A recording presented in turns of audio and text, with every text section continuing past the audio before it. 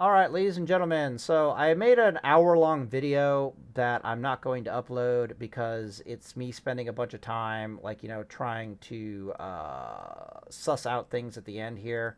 But I'm kind of a little bothered by the fact that I didn't realize this, but Sqrt, in math terms, in coding language, something I should know, um, honestly, I haven't learned it yet.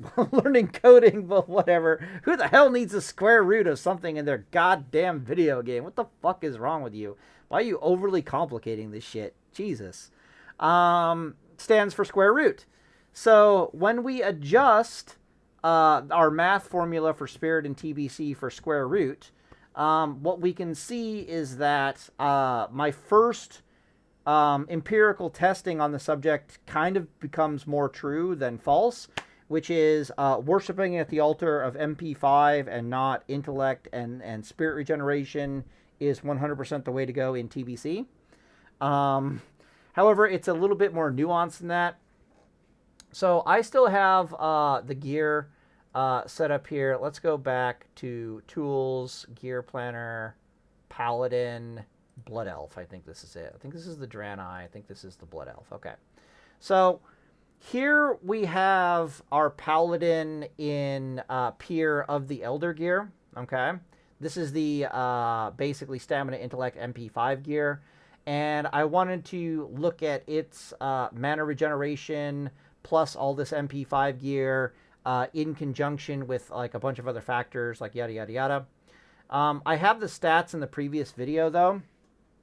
And basically, if we have this crazy build over here and we have nothing but spirit gems put into this thing, and we adjust our formula for square root, what ends up happening is we get 194 effective MP5 in that gear while having a 70% uptime on our spirit regeneration.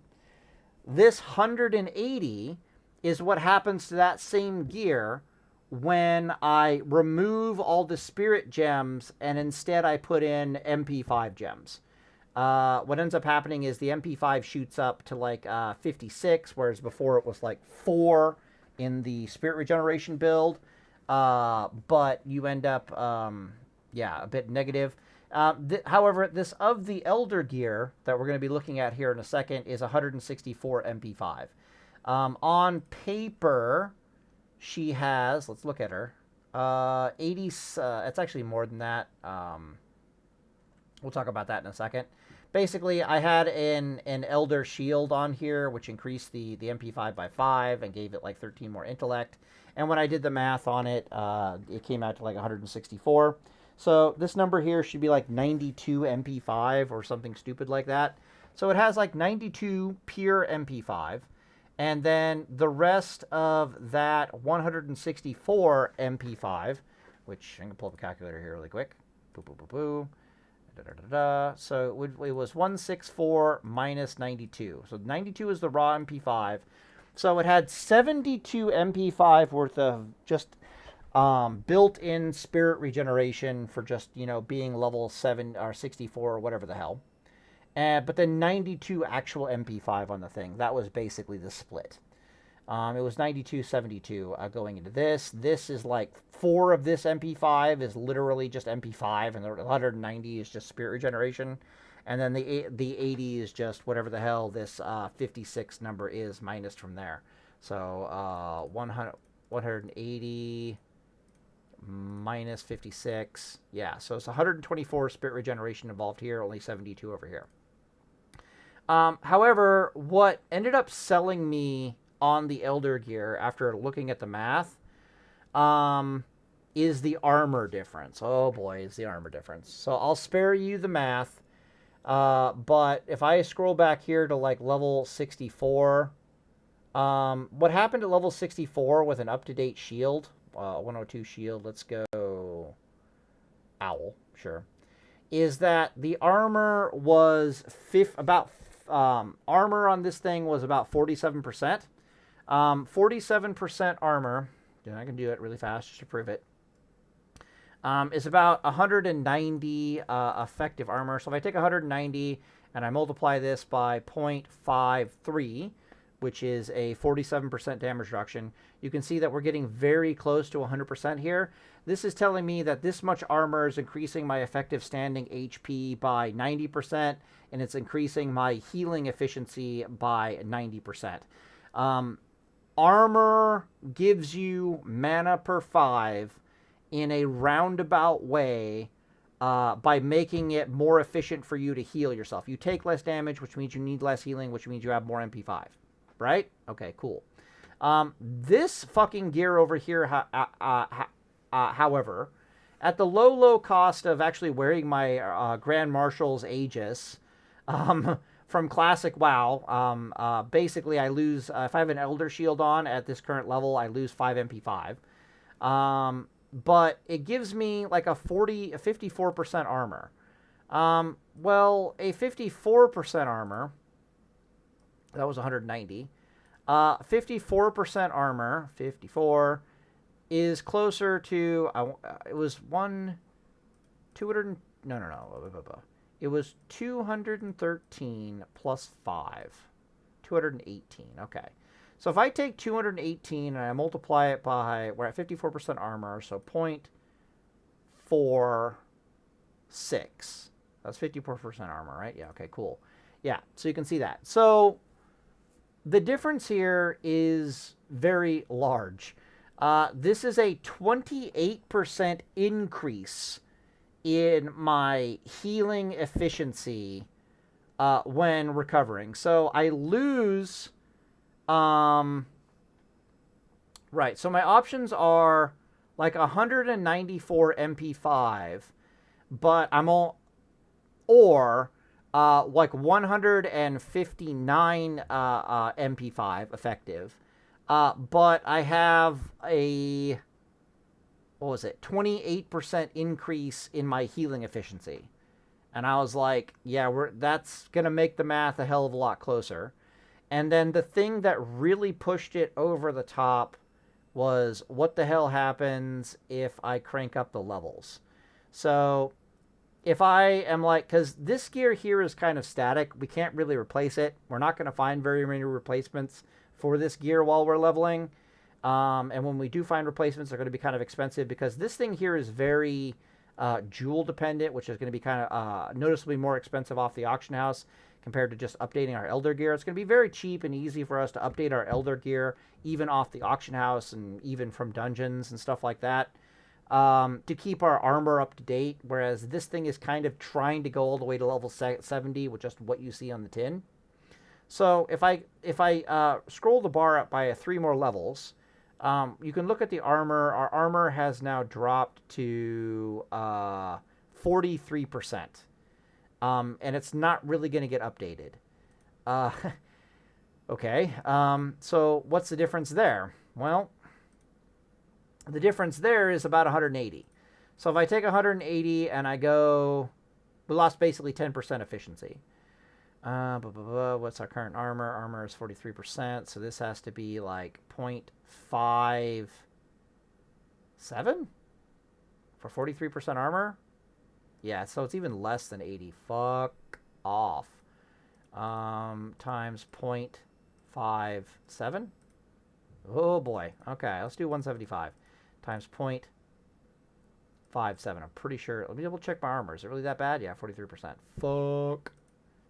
Okay, that's about it. Okay, so it's a 70... Oh, fudge, man. Fudge. Okay, so the difference between the builds is basically... And this thing's going to be closer to 215. I'm just going to tell you that right now. It's not going to be 218. It's going to be 215. So this thing goes from... a minus 75. Right, so there is a 40% increase in my healing recovery efficiency, which we can directly translate into MP5. Okay? That I'm leaving on the table in exchange for... what's the difference in MP5 between these two? 1 second here, I'm getting a calculator. So one of these had 159 NP5, And the other one had like 194 MP5. So I need 194 minus 159. Okay, cool. So this thing has 35 more MP5 on the build, but the other build has a 40% increase in its mana efficiency. That's going to cut the difference between A and B significantly. When I start factoring in the fact that that MP5 gear is probably extremely good at tanking dungeons, that cuts things even more in its favor. And then when I start factoring in the fact that at level 57, basically all of this gear gains like +1 more. This gear, my bad, gains like another MP5. So it's basically like 1, 2, 3, 4, 5, 6, 7, 8, 9, 10, 11, 12. So this thing's going to gain like an additional 12 MP5, very easily purchasable off the auction house, whereas this thing's basically trying to go to level 70. This thing's not going to upgrade anywhere near as much as the other thing is. I could be wrong about that, but I mean, yeah. So it's making it it's making the waters a hell of a lot muddier, and it's making it lean a hell of a lot more towards this build. The other elephant in the room is how we're going to be using our is taking into consideration Judgement of Wisdom. So what this build is going to want to do, as near as I can tell, especially on a PvP server, is it's going to want to pull between 2 to 3 mobs at a time. Ideally 2 mobs that are melee oriented at a time. It's going to want to do 2 judgments, 2 holy shields, and 2 consecrations, and it's going to want to sit on its hands and spirit regenerate. Okay, all the paladins want to do that. One of those judgments you're going to want to be Judgement of Wisdom. The other judgment is going to be Judgement of Vengeance. You're basically going to have Seal of Vengeance. You're going to judge Wisdom, but you're basically primarily going to be using Seal of Vengeance. The reason why you're using Seal of Vengeance is because it can tab target between the mobs. It can stack up to 5 stacks, and once it gets to 5 stacks, Seal of Vengeance starts becoming by far your best DPS option, bar none. Okay, so if you're fighting 3 mobs, awesome. If you're fighting 2 mobs, awesome. You know, blah blah blah blah blah. And basically, you just don't want to reseal, right? Because we don't want to stop the judgment. But if I was fighting 2 mobs, what I'd want to do is I'd want to judge Wisdom into 1 mob, but then start stacking Vengeance on the other mob. And once the mob got to 5 out of 5 stacks, I'd want to judge Vengeance into it. And when I reseal Vengeance, and this is going to be at the time period when I'm looking to sit on my hands, I would then switch over to the MP5 mob because Seal of Wisdom lasts 20 seconds in TBC. So you got plenty of time for this. My bad, Judgement of Wisdom lasts 20 seconds in TBC. I do believe your auto attacks also refresh the damn thing, if I recall correctly. Is that how it works in Classic too? Yeah, it works that way in Classic. I'm being stupid. Basically, the mob that's going to die the fastest is the mob that we are going to stack Vengeance on first, and it's going to be the mob that we judge Vengeance into. Which means we don't want it to be the mob with Judgement of Wisdom on it. We want to kill that thing as much as possible with melee attacks. The dogs are telling me there is something at or near the door. I'm going to pause the video here really quick. Let me finish my thought, and I can show you a picture of the doggies. What the hell was I trying to say here? Judgement of Wisdom, Seal of Vengeance, right. It gets a little better, yeah, and it gets even better if we're able to fight 3 mobs, but I wouldn't really risk that on a PvP server. If you have Vengeance and all the other stuff that's going to make Seal of Vengeance go Super Saiyan, then it gets even better. We talked about that in our previous video. I have to make my own video on the subject, blah, blah, blah, blah, blah. The moral of the story here is that the more mobs we're pulling, the more value we're going to get out of Reckoning, the more value we're going to get out of Holy Shield, the more value we're going to get out of Consecration, the more value we're going to get out of Seal of Vengeance. Reckoning starts to hit diminishing returns when you get 3 mobs attacking you, mathematically speaking. So, for example, Seal of Vengeance with a one-handed melee weapon will probably, Seal of Reckoning will probably start out with giving you at a minimum like a 33% DPS increase to your attacks. When you're fighting against 2 mobs, that's not going to double in effect and efficiency because there's going to be some overlap, but it should increase by 80%, so it goes from 33% to like a 60% increase to your seal damage, to your melee attack damage, which is incredible. Once you go up to 3 mobs, however, you're probably only gaining like an additional 50% on top of that. You're going to get diminishing returns.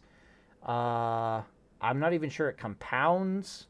Probably doesn't even compound, so I'd have to multiply this by like, does it compound? Yeah, it probably doesn't compound. So I'd have to multiply this by 8 plus 5, so that's actually 2.3, right? 2.3.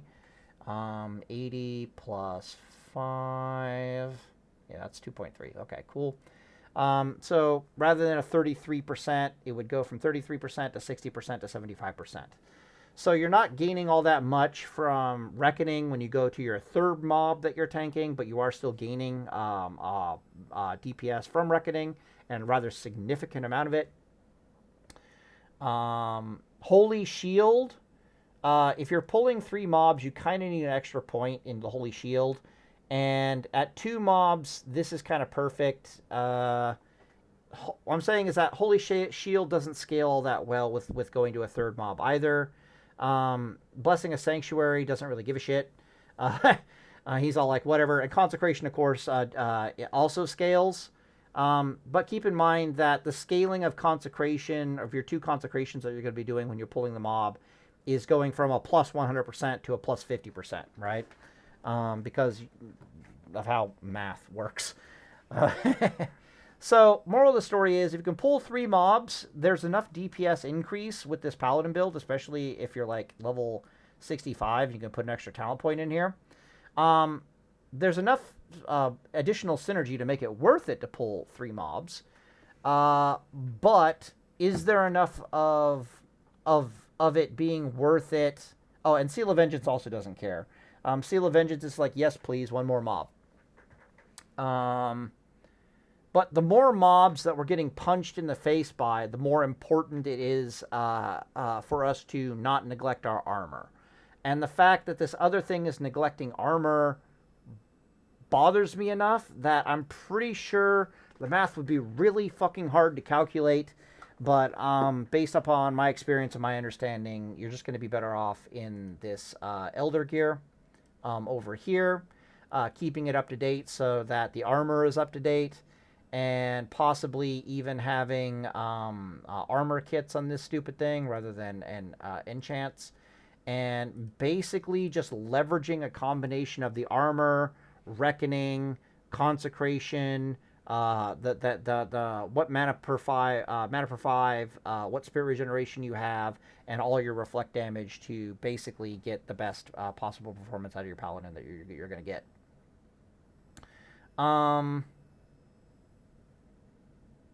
I think the Seal of Vengeance... I don't know if the Seal of Vengeance is better. The Seal of Vengeance... My bad. The Vengeance Paladin.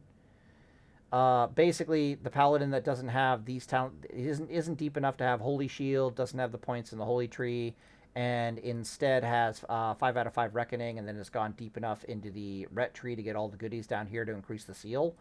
That Paladin still wants to fight 2 mobs at the same time. That thing is even more mana efficient if you think about it. So in a weird roundabout way, if you're playing the 5 out of 5 Reckoning Vengeance Paladin, it might actually be better for you to be wearing the Spirit gear. Like, unironically, it might be better for you to be wearing the Spirit gear, because this thing has just crazy fuck uptime on, like what the hell is it doing with its mana? Like, I don't know. But it's probably still best if you're wearing the MP5 gear for the increased armor, and compensating for the insane mana efficiency of this stupid thing, because we don't have these buttons to push. Uh, and because we don't have these buttons to push, we just, like, I just beat things to death with, like a plus 40% damage bonus to our seal damage, and a plus, I don't know, like, what is it, like 25% damage bonus to our physical damage, and a plus, fuck you, 15, 10, 25, yeah, also 25. 25% damage bonus to consecration, 25% damage bonus to, their seal damage is already up like 40%. Lots of bonus damage over here, more than compensating for not having Holy Shield. But then you synergize with this by making portions of your gear not Elder gear, but instead strength and critical strike, right? That's how you synergize with that. So even here, we're not interested in the Spirit regeneration all that much.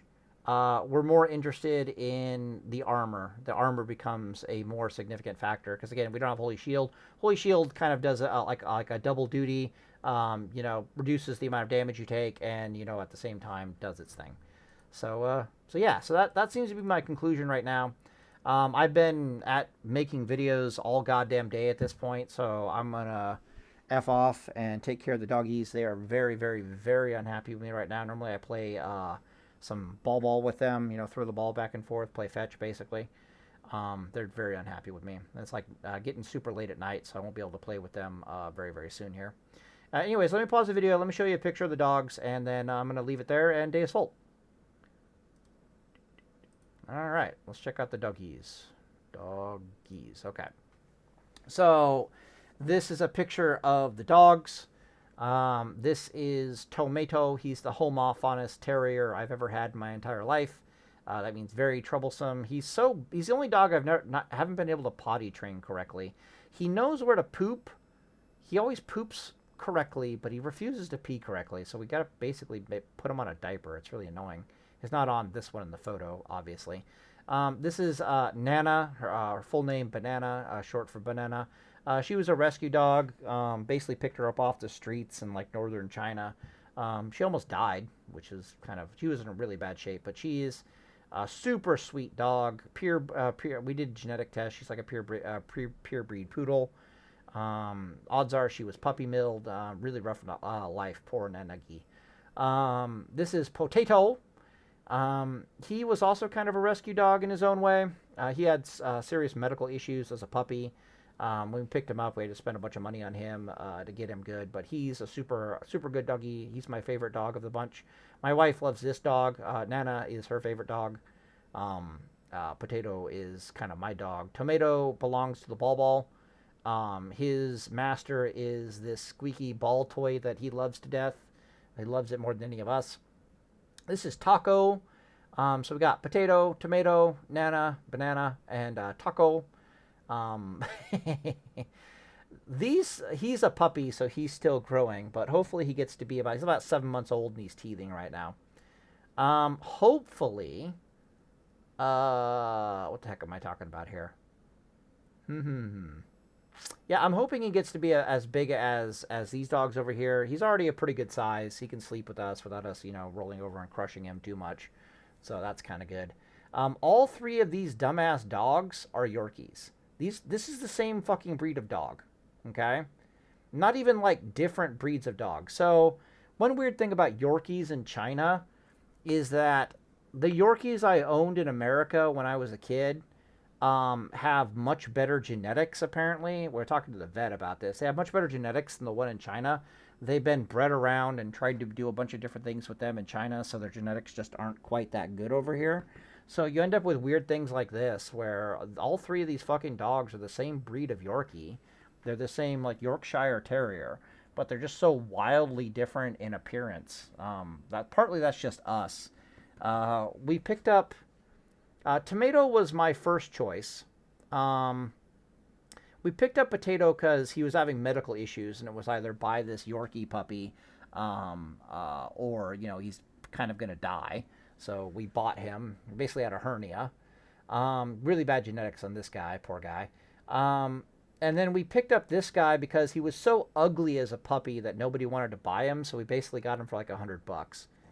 Not even like 700 yen and B. So like, yeah, like 100 USD or something like that, which is really cheap for a Yorkie. So it was either, yeah, buy this guy or he dies.